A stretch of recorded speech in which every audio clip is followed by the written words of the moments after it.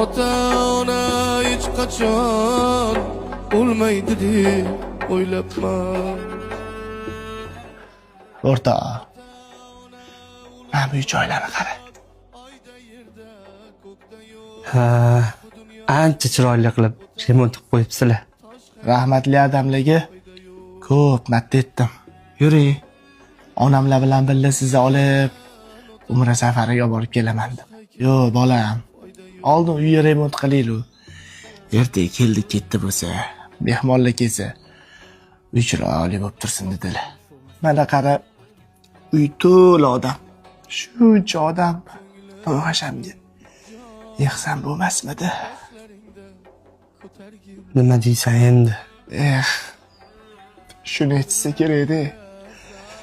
Bir kam dunyo deb.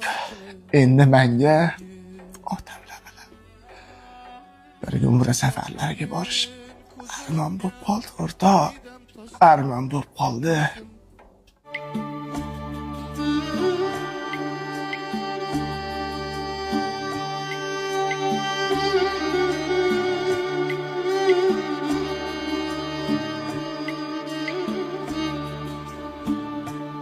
Adajon, bu kunni kelishini aniq bilardim, lekin hali beri keladi deb o'ylamas edim. Ko'chada nima ish qilsam, orqamda dodi otam borlar deb cho'chimasdan yurardim. Nimadir ishni noto'g'ri qilib qo'ysam, onangni deb so'ksiz, adamlari onamdan so'kyaptilar deb xafa bo'lardim. Endi bo'lsa-da, voy o'g'lim, tur o'rningdan. Onangni deb so'kishingizga